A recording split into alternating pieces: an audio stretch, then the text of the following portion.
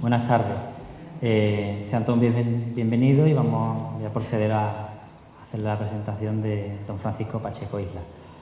Antes que nada decir que Francisco Pacheco Isla es presidente de la Fundación Puerta de América, una entidad dedicada a desempolvar la historia de la carrera de Indias con América, desde Sanlúcar de Barrameda. Sanluqueño, gaditano, paisano que hace bandera del nombre de su ciudad y esta comarca, en todo lo que a historia huele. Cumplido embajador de esta tierra, entregado vocacional y apasionadamente a su Sanlúcar, ha impartido conferencias en colegios y otros foros culturales. Ha escrito y colaborado en el libro Sanlúcar, la Puerta de América, en revistas y periódicos, habiendo participado también en programas de radio y televisión. Mucha agua ha corrido bajo los puentes de su vida y quizás sea este homenaje al 150 aniversario del Faro de Chipiona otro momento de hilvanar, siquiera sea abuela pluma, la maciza historia de su andadura reivindicadora. Una andadura que, por definirla con brevedad, le señala primero como dominador sobrado de las escenas tertulianas, intérprete personalísimo de la exuberante gama de personajes históricos que conocieron esta difícil desembocadura de Sanlúcar a Chipiona. Además, y esto debamos subrayarlo con fuerza, insobornablemente fiel a sus ideas, con rigor inalterable y fiel a los cánones estrictos por los que conocieron esta tierra hace siglos. Francisco Pacheco es como un homenaje a sus amigos, es una fuente de ánimo e ilusión, es la vehemencia con esa historiada oratoria y siempre con el estandarte de nuestra tierra. Los que por primera vez escuchan de su voz toda esta fantástica historia de las navegaciones, de aventureros y cargadores, de indias y de mil navegantes y descubridores, se sorprenderán de la rica historia de esta tierra y de la desembocadura del Guadalquivir. Francisco Pacheco aportará en su conferencia La ciudad que dio luz a un imperio, un grano de arena para la exaltación de esta comarca. Al mismo tiempo coloca a nuestra gente en escalones privilegiados de la historia de Sanlúcar, Chipiona y la Bahía Gaditana. Bueno, pues, sin más, con todos ustedes, Francisco Pacheco Isla.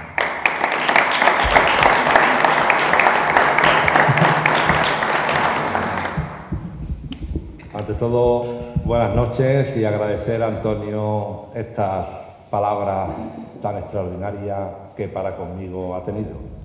También decirle que muchísimas gracias al concejal de Turismo, Javier Díaz, por haber contado con la Fundación y conmigo para este ciclo de conferencias en honor al homenaje al Faro por el 150 aniversario.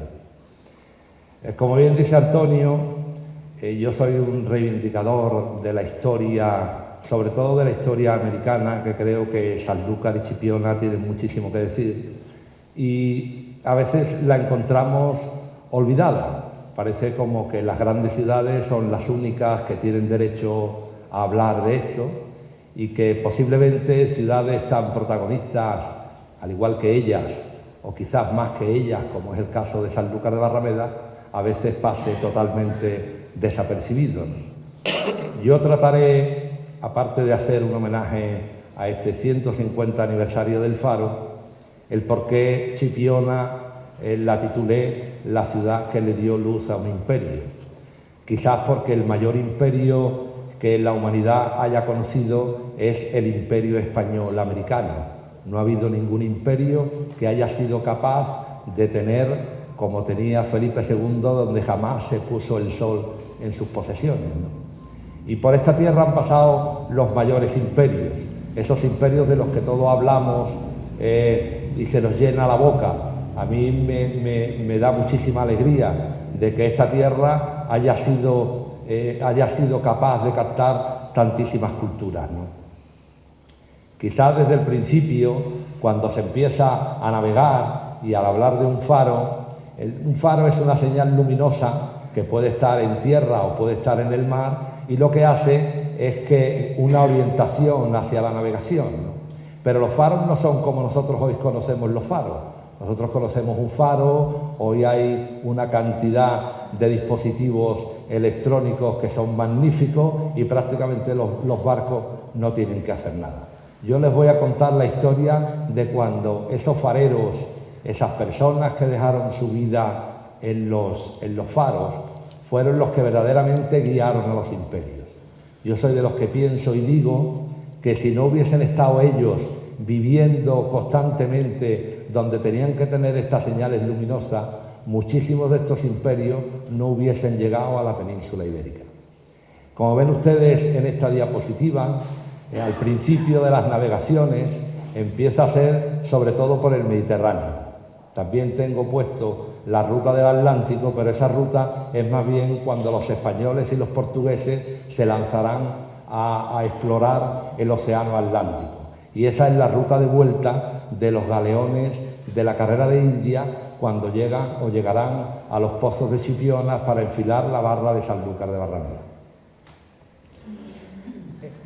Digamos que las primeras navegaciones, en el caso, digamos, de los fenicios, que serían, así por decir, los primeros que llegan a esta tierra del Betis para poder primero comerciar y estar en ella durante siglos, la navegación se hacía a la vista.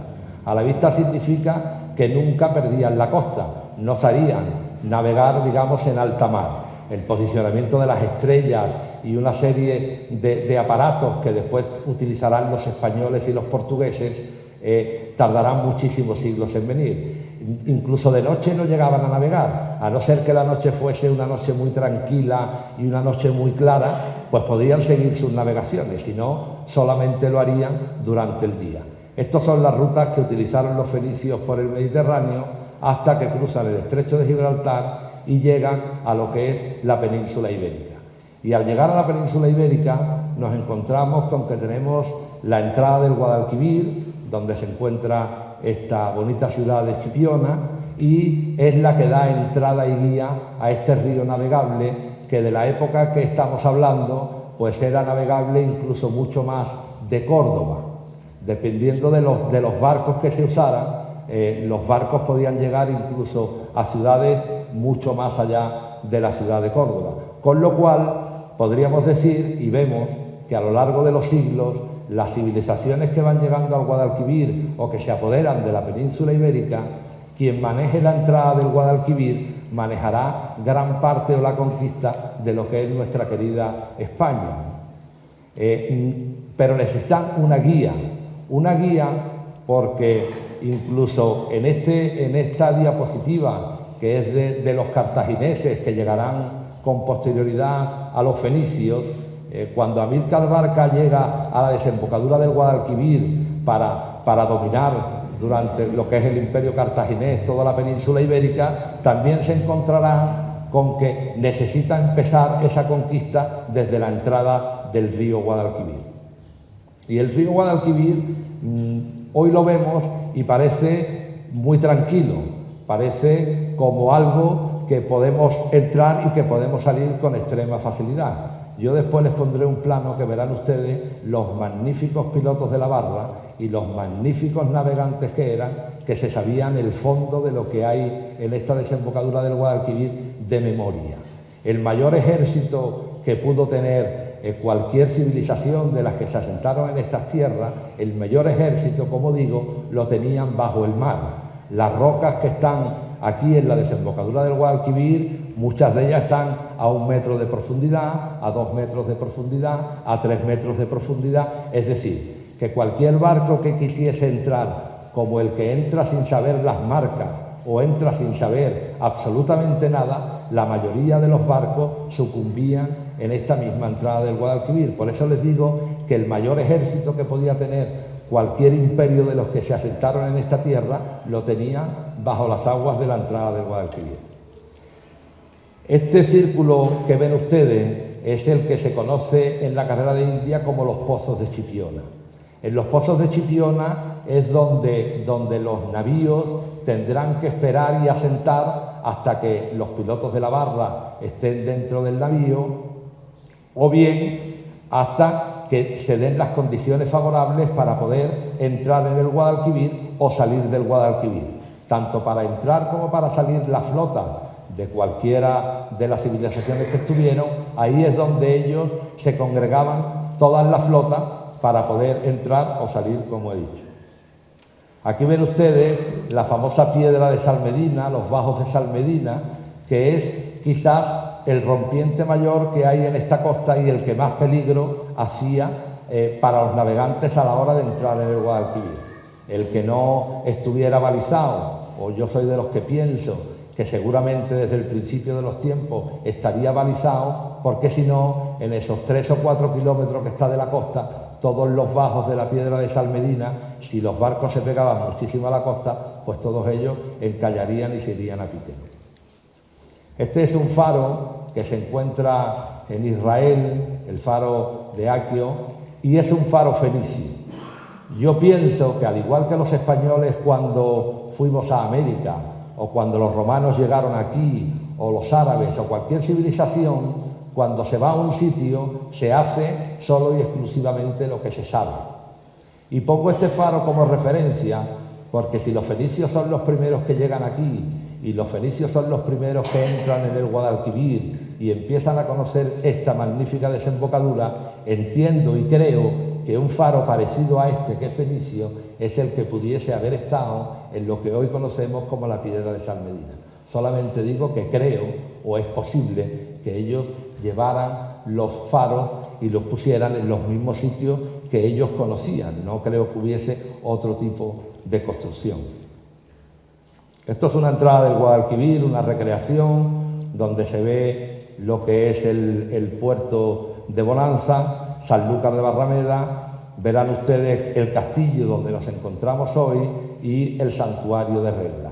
Y verán ustedes que entre la torre de San Jacinto, que es esta torre que está aquí, y el promontorio del Espíritu Santo, ya ellos empiezan a dibujar lo que son estos escollos que están aquí, que hacen que el canal por excelencia para entrar en el Guadalquivir se pega muchísimo a lo que conocemos como la otra banda.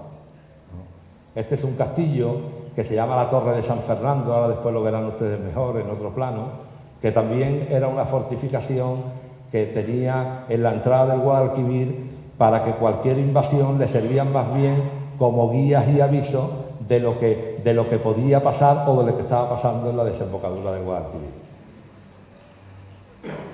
Saben ustedes que esta tierra, cuando los árabes, para la conquista de ella, el rey Fernando III, cuando tiene cercado a la ciudad de Sevilla, le es imposible terminar de conquistarla. Para terminar de conquistar necesita que Sevilla se cierre por mar. Y le encomienda esta misión al almirante de Castilla, que es Ramón Bonifaz, y es el que cerrará el cerco en Sevilla en el año de 1248, un 10 de agosto. Si conocemos bien, por ejemplo, cómo entra la marea y cómo se ve en Sanlúcar el mar, son mareas muy grandes, mareas que llevan muchísima velocidad, y hay que entender que en esa desembocadura se encuentra en esa fecha la Armada Mora de África y Sevilla, con innumerables tropas que se concentran en la orilla del Guadalquivir. Pues bien, pues Ramón Bonifaz, con esa flota que trae del Cantábrico, será el que entre por primera vez en el Guadalquivir y automáticamente destruya a la Armada Mora de África y Sevilla y sea capaz de cerrarle el cerco a Sevilla para que Fernando III consiga la rendición de esa ciudad. Pero no conquistará ni la ciudad de Sanlúcar ni conquistarán este promontorio que da al Atlántico, que es Chipiona. Perdón.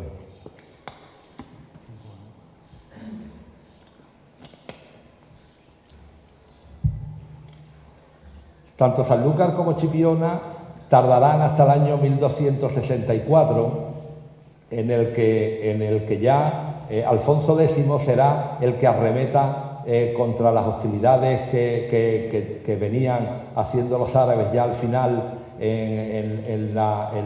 cuando los castellanos ya venían conquistando todo el resto, toda esta parte de la península ibérica.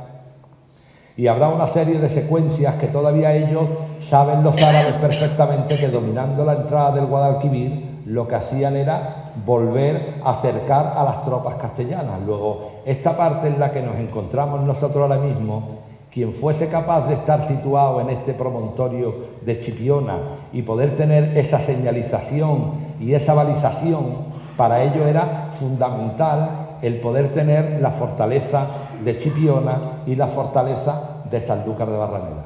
Como bien he dicho, en 1264 ya las tropas castellanas tomarán Sanlúcar y tomarán también la ciudad de Chipiona.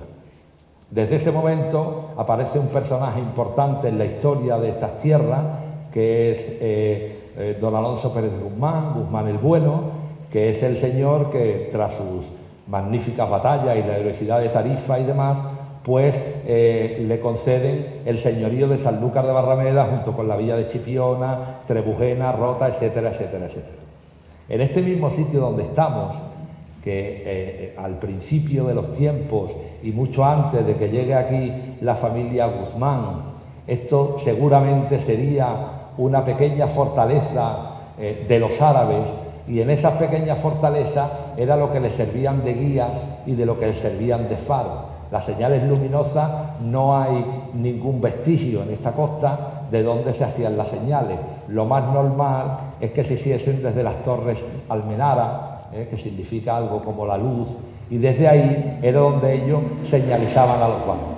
Pero no señalizaban todos los días, no es cuestión de tener un farero que tenga que estar todo el día y tener que tener una llama o una luz que guía los barcos. Solamente y únicamente se encendían cuando a ellos les interesaba, cuando sus tropas o sus barcos son los que vienen o salen. Cuando las fuerzas enemigas llegan a la entrada del Guadalquivir, indiscutiblemente no tienen ninguna guía, no tienen ninguna señal luminosa. Por eso les espera ese ejército que está ahí dentro sumergido, como diciendo que pase. Por eso en esta desembocadura del Guadalquivir, una vez que los españoles o los castellanos ya se hacen cargo de todas estas tierras, no habrá ninguna potencia enemiga que sea capaz de volver a entrar en estas aguas, ¿no?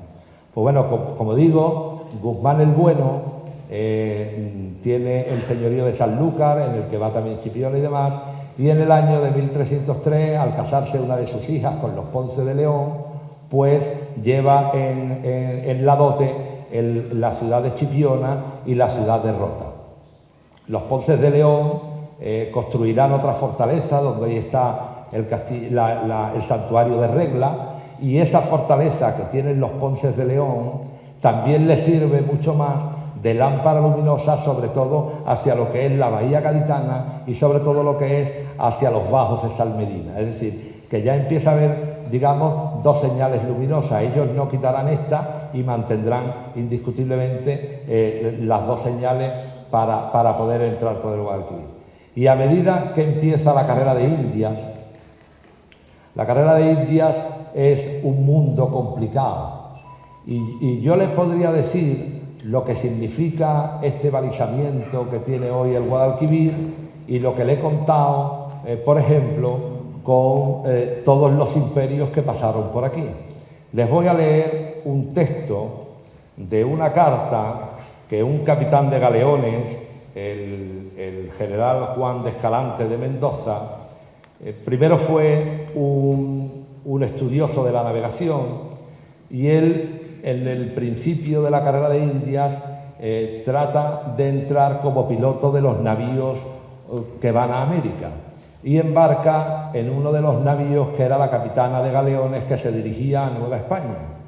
Y en el transcurso de estos primeros comienzos, verán ustedes lo que significaba solo y exclusivamente para cualquier persona que quería entrar o salir del Guadalquivir, estos 5 o 6 kilómetros que nos separan, el peligro que para ellos reflejaba. Y dice más o menos así: y en cuanto a lo que decís, que cuál es la causa por qué un piloto como yo, con las partes y cualidades que, Señor, me halláis, no sirve para salir de este puerto sin ayuda de otro piloto, lo cual es porque ninguno de nosotros, los pilotos de mar, puede ser un buen piloto de barra, a causa de que los pilotos que han de servir en semejantes oficios de pilotos de barra en ninguna manera lo deben de dejar de usar y cursar, por ser diestros y hábiles en ellos, porque de una hora a otra se suelen mudar el fondo de una parte a otra, en tal manera que por la parte y lugar que hoy sale una nao, podría ser que no pudiese salir otro día, y así es necesario tener siempre cuenta y cuidado con las mudangas que las aguas cada día suelen hacer y hacen con los tiempos y avenidas que lo suelen causar y con las marcas y señales que en lo tocante a ello suelen haber.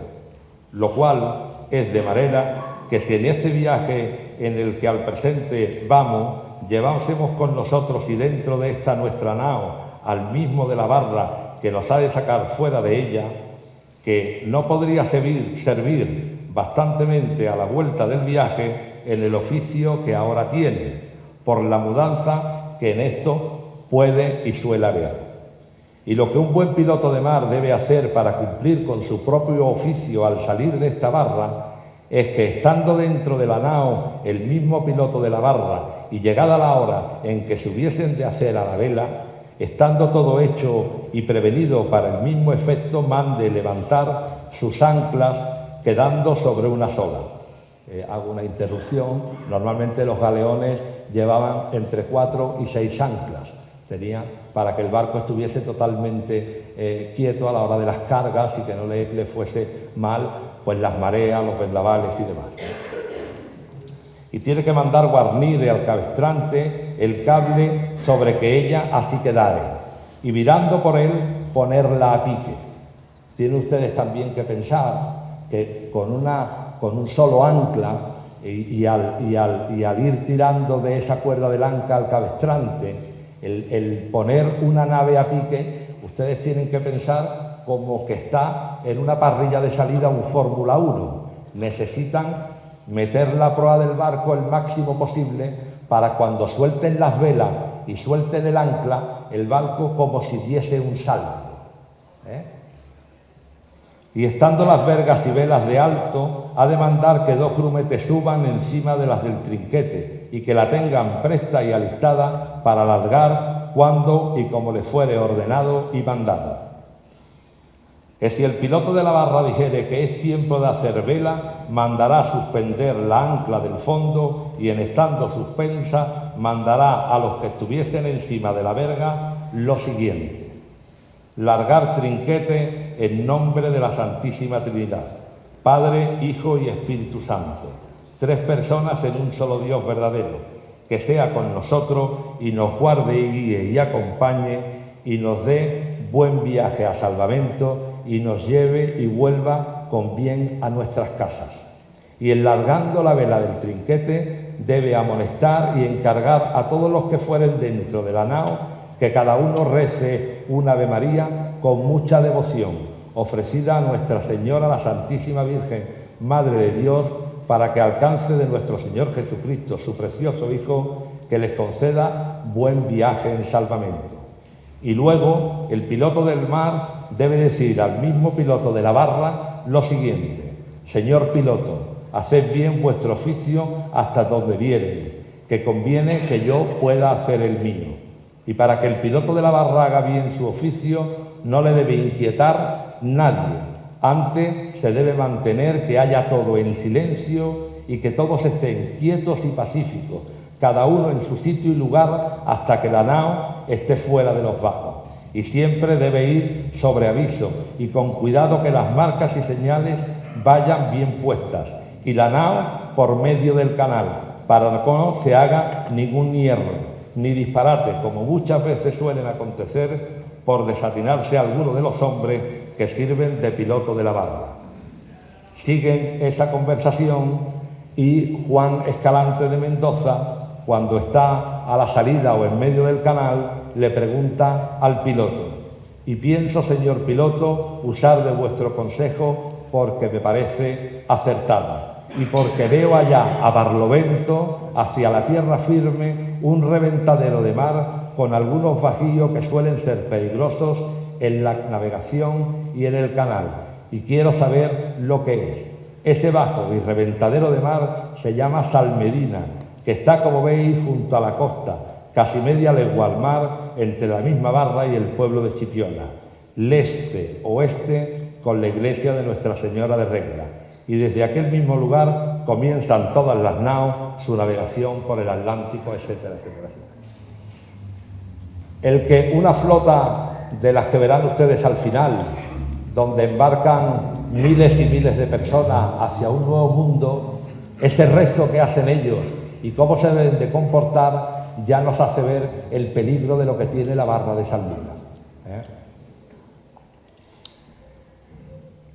La barra, para cuando se viene de fuera en las navegaciones del Atlántico, al principio se podía entrar por un canal que está, digamos, en la parte del Coto de Doñana, que se llama el Canal de los Ingleses.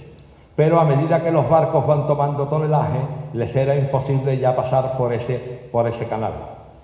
Entonces también, para defenderse y para estar previstas toda la costa del peligro que esto suponía, los españoles, los castellanos, llenan todo lo que es la costa desde la frontera con Portugal hasta Sanlúcar de Barrameda y después toda la costa gaditana hasta el estrecho de Gibraltar, de una serie de atalayas que son las que irán guiando a medida cuando viene la flota o bien cuando se acerca alguna escuadra enemiga. Todas ellas son las que ven ustedes aquí. La primera, que está en esta parte de aquí, es la Torre Angustia, y la última, que es la que tenemos aquí, es la Torre de San Jacinto. Estas son las 14 atalayas que señalan desde la entrada del Guadiana hasta la desembocadura del Guadalquivir. Esto es un plano de la entrada de Sanlúcar, un plano en el que se ve perfectamente todo lo que es el litoral, toda esta parte de aquí es donde se encuentran la mayoría de las rocas y es donde está el mayor peligro, aquí es donde están los bajos de Salmedina y aquí en esta zona de aquí, digamos que es donde estaría el placer de San Jacinto. Aquí hay una zona que se llama el Hoyo del Berronal, ahora lo verán en otro plano, que es por donde yo les digo que está el Canal de los Ingleses. Bueno, los españoles, como bien ven ustedes, aquí le llamamos Salmedina. Es por lo mismo que les he dicho antes sobre el tema del faro fenicio. Si ese faro fenicio que está en Israel, yo lo comparo como es más o menos uno igual que el que tuvieron que tener aquí los fenicios, por la misma regla de tres, los españoles, cuando llegaron a América, en todos sus puertos importantes, resulta que a todos los escollos y a todos los bajos más difíciles de entrar en los puertos del Nuevo Mundo, en todos le pusieron a esas piedras Salmedina. Esta es la entrada del puerto de Cartagena de Indias, en Colombia, y aquí verán ustedes que toda esta zona de aquí son los bajos de Salmedina. Esta es la entrada en Panamá a Portobelo, y verán ustedes aquí que esta zona de aquí son las rocas de Salmedina. Los bajos de Salmedina también están en la entrada de Portobelo. Esto es entre Puerto Castilla, esto está en la zona de Honduras, Guatemala. Entre Puerto Castilla y Puerto Cortés, aquí hay una isla que se llama Utila y todos estos bajos que están aquí se llaman los bajos de Salmedina. Ven ustedes que avisan de la costa de lo que son los arrecifes coralinos, pues ahí es donde está también el bajo de Salmedina. Y esta es otra entrada de otro de los puertos, San Juan de Ulloa o el puerto de Veracruz, y verán que en esta parte de aquí, de la entrada del puerto, también está la isla de Salmedina. Es decir, que los mismos navegantes que tenían ese peligro en esta zona y que sobre todo a la entrada de Chipiona lo peor que había y lo que más respeto le tenían en la Salmedina, pues ellos llevaron el mismo nombre de Salmedina a todos estos sitios de América. Aquí pueden ver ustedes un plano en el que tengo fijado lo que es Salmedina y habla de la cantidad de barcos que se hundieron en estas inmediaciones. Verán ustedes, y ahora ya al final les verán el plano donde se explica perfectamente bien la barra y entenderán todo lo que les estoy contando.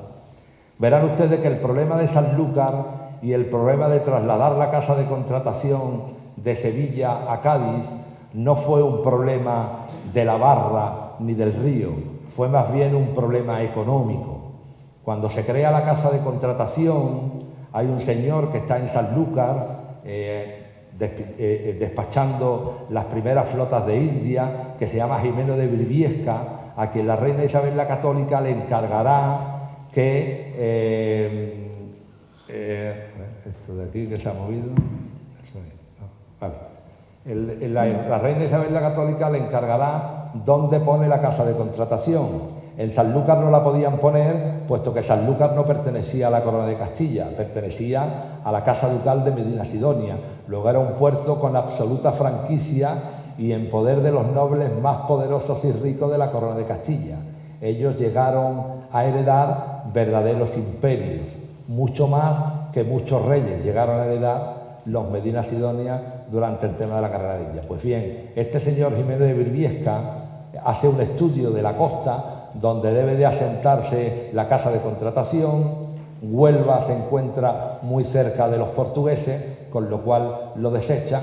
La bahía gaditana la desechan desde el principio porque es un sitio donde los vendavales producen muchísimos hundimientos. Entonces el único sitio que tiene es Sevilla, poner la casa de contratación en Sevilla.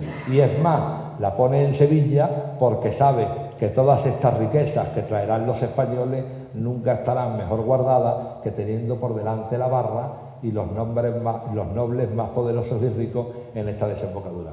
Por eso verán ustedes que aquí, en lo que es esta zona entre Chipiona, Rota y Cádiz, habrá aproximadamente unos 215 o 220 hundimientos durante la carrera de Indias. Mientras que en Sanlúcar creo que lo que son 135 más unos 20 o 30 que hay en la costa onubense, en esta zona de aquí que se llama las Arenas Gordas.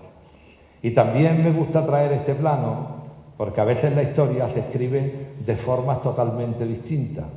Y ustedes verán que en este plano aparece por ahí como que todas estas flotas que están aquí han salido desde Sevilla. Parece que en la carrera de Indias solamente existe Sevilla y parece que solamente existe Cádiz. Parece que Sanlúcar de Barrameda, en este caso, no existe, ¿no? Yo les voy a presentar ahora después un estudio que hace Chanú sobre el tema de las flotas de India y les puedo asegurar que hay registrado más de 500 salidas y llegadas a la ciudad de Sanlúcar de Barrameda. No nombran en ningún momento a Sevilla. Si ustedes leen documentos y siguen leyendo y buscando documentos, les puedo asegurar que encontrarán pocos o muy pocos que digan que las naos hicieron vela en Sevilla. Y que de seguida las naos se encuentran en la otra parte del continente, ¿no? Ustedes me perdonarán, pero para sortear esta barra del Guadalquivir, si no se dan los vientos, si no se dan las mareas, si no se da la visibilidad, también les puedo asegurar que hay flotas que están preparadas para partir quizás hasta 3 y 4 meses embarcados, esperando que se den las condiciones precisas para sacar a estas flotas de la barra. Y esto que les pongo aquí es para que ustedes vean más o menos un galimatía de lo que es la carrera de Indias en Sanlúcar de Barrameda y para lo que la carrera de Indias, tanto en Sanlúcar, significaba Chipiona y significaban las marcas y las luces que tenían que dar los faros que habían en Chipiona. Esto es del año 1552, es una recreación, una alegoría hecha de lo que es la ensenada de Sanlúcar de Barrameda y verán ustedes que en ese mismo año, en un periodo de 4 meses, se concentra la Armada de Guardacostas de la carrera de Indias, la Armada de Guardacostas que hará el tráfico de Flandes, la llegada de la flota de tierra firme y la salida de la flota de tierra firme. Es decir, en menos de 3 meses en esta bahía de Sanlúcar hay 110 navíos. A esto habría que añadirle la cantidad de galeras y de esquifes. Esquifes son los barcos pequeños que llevan los navíos, que son los que les sirven de apoyo, muchos de ellos para sacarlo de la barra o incluso para entrar en lo que es la desembocadura del Guadalquivir. Es decir, esto es algo colosal, es lo que nosotros reivindicamos desde nuestra tierra y lo reivindicamos desde Sanlúcar porque nos gusta que la gente sepa exactamente dónde partieron y dónde llegaron las flotas.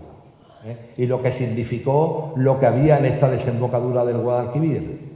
Y en Chipiona, en los pozos de Chipiona, estas mismas flotas también hay veces que tienen que esperar durante semanas, con el riesgo que para ello tenía, porque una flota cargada de tesoros, como llegaron de América, estaban expuestas a los vendavales, estaban expuestas a los ataques piratas, estaban expuestos a los ataques de otras potencias enemigas, como pasó con el caso del ataque de Drake a Cádiz, o como pasó en el año, creo que 1660 aproximadamente, cuando una escuadra anglo-francesa se asienta en los pozos de Chipiona y están durante 2 meses que no dejan absoluto que se mueva nada, ni tanto de la salida de Sanlúcar ni para entrar, ni tanto de la bahía de Cádiz.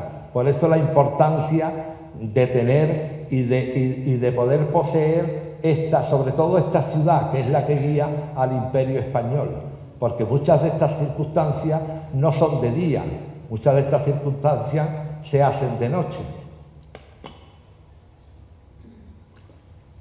Y de noche, yo que me gusta a veces ver lo que pasó, imagínense esta imagen de noche, lo que tenía que ser el canal de entrada y de salida, con todo balizado, con todas las marcas haciendo señales en la costa, con todo el sendero del canal lleno de barquitas o de barcazas, señalando por dónde tenían que ir los barcos.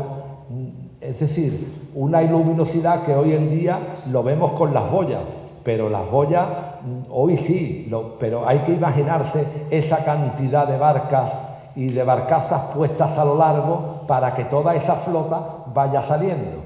Tampoco es fácil sacar una flota de esta envergadura. Una flota de esta envergadura tarda semanas en salir de Sanlúcar.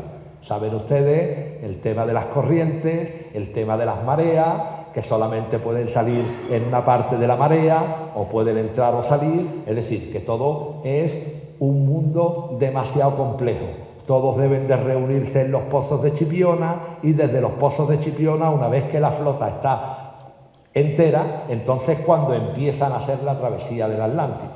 Y esto no es fácil, ponerse en el canal, en un canal que tiene entre 20 o 25 metros, en lo que lo llevan ellos de memoria y aprovechando los vientos. Si los vientos se paran cuando las naves están saliendo, en medio del canal, con el peligro que eso llevaba, tenían que echar las anclas en el canal, sobre todo si están saliendo y la corriente es entrante, ellos con las barcas, por mucho que quieran remar, es decir, es un mundo complejo.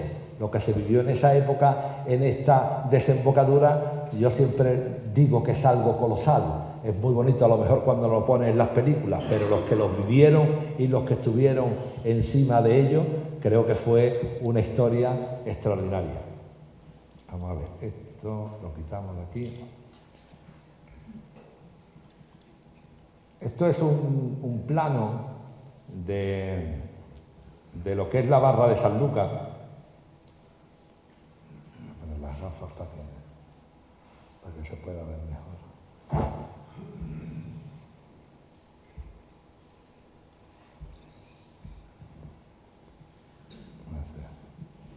Este yo creo que es el plano en el que en la mayoría de mis conferencias lo suelo traer, porque es el plano donde verdaderamente está totalmente detallado lo que es la entrada a la desembocadura del Guadalquivir. Verán ustedes que en esta parte de aquí están lo que se llaman los pozos de Chipiona, verán ustedes ahí que hay un ancla, aquí está la piedra de Salmedina con todos sus bajos, aquí hay otra zona que se llama La Grajuela, y verán ustedes cómo está totalmente representado todos los picos de roca y el peligro que cada uno conlleva.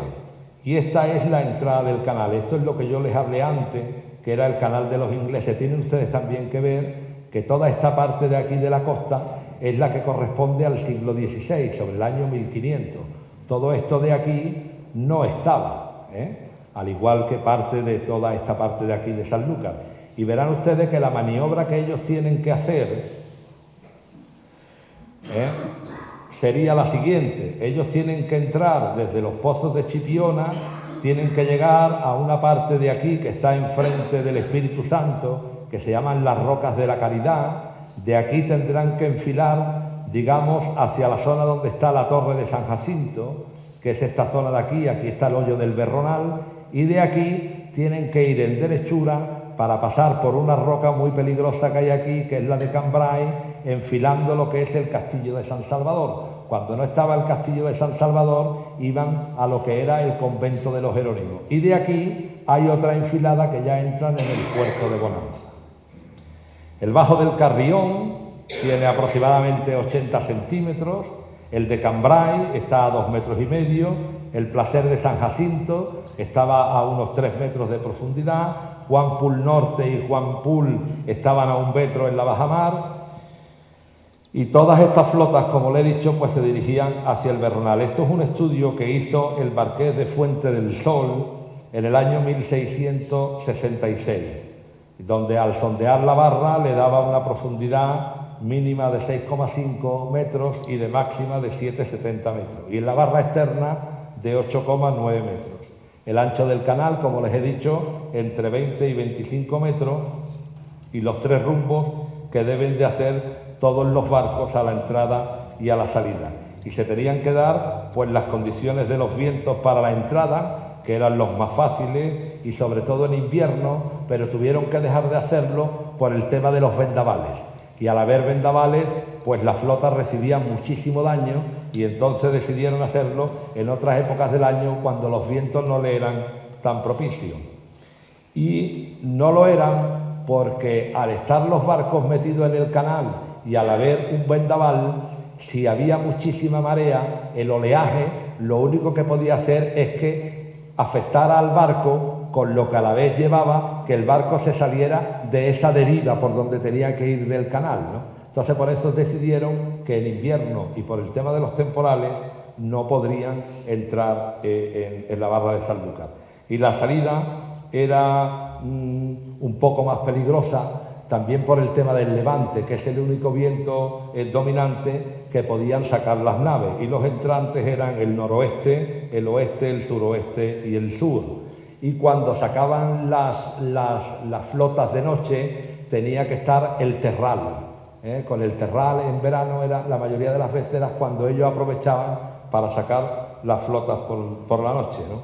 Y si los vientos decaían, pues aquí dentro de este canal pues tendrían que fondear y tendrían pues que pasar ahí un mal rato, puesto que con la bajamar muchos de los barcos tenían muchísimos problemas. En el año 1630 una de las flotas tuvo que estar fondeada durante 3 meses y medio, o en el año 1641 que estuvo otro mes y medio fondeado hasta salir, o en 1666 pues flotas que estuvieron durante 1 mes, o incluso la de Pedrarias Dávila en 1514, que dice la historia que donde se pasó la peor cuaresma, porque tuvieron otra vez que abastecer toda la flota entera, porque estuvieron pues unos 40 días fondeados y no podían salir de la barra, y entonces una vez que estaba todo preparado y todo cargado, pues como comieron y se abastecieron de todo lo que llevaba la flota, pues hubo que volver a abastecerla por completo. Y en este estudio sobre el tema de lo que es la carrera de Indias, si yo se los pudiese enseñar entero, aparece el nombre de Sanlúcar de Barrameda unas 541 veces, mientras que la de Cádiz aparece 217. Estamos hablando en un estudio realizado desde el año 1521 hasta el año 1699. Les puedo asegurar que no aparece Sevilla por ningún sitio. No quiere decir con esto nada en absoluto, solamente que la historia le corresponde a quien le corresponde, y que los barcos no tenían esos motores con Volvos Penta hace 500 años, y que Sanlúcar tiene un punto en la historia que debe de ser reconocido, al igual que debe de ser reconocido Chipiona. Creo que en este marco en el que nos encontramos, tan extraordinario y dedicado a un nuevo mundo, creo que faltan muchísimos detalles de Chipiona y muchísimos detalles de Sanlúcar de Barrameda, porque a veces con un solo nombre parece como que toda la historia le pertenece a un solo nombre, y nosotros reivindicamos y luchamos porque lo nuestro también tenga un valor, que fuimos salvos, Estoy totalmente de acuerdo en cuando nos dicen que es que Sanlúcar y Sevilla era lo mismo. Por supuesto que era lo mismo. Lo que hay que reconocer es que el puerto de Sevilla se llamaba Sanlúcar de Barrameda y no se llamaba Sevilla, se llamaba Sanlúcar de Barrameda, donde todas las flotas y todas las expediciones, de más del 90% de expediciones que fueron al Nuevo Mundo, se pertrecharon y partieron desde la ciudad de Sanlúcar de Barrameda. Y esta ciudad de Chipiona es la que guió a ese imperio español que en Sanlúcar estuvo asentado durante más de 2 siglos. Podría estar enseñándoles flotas y flotas, pero creo que lo que les estoy diciendo es correcto. Y termino pues con el peligro indiscutible que tiene esta entrada del Guadalquivir y lo que para ellos significa el tener un faro y el tener una guía. Aquí verán ustedes los hundimientos que hay en toda esta zona. A ver si llegamos, que está aquí. Y aquí verán ustedes una serie de galeones que quizás sean los mayores tesoros que se traían de América y que pues muchos de ellos no llegaron a nuestras costas.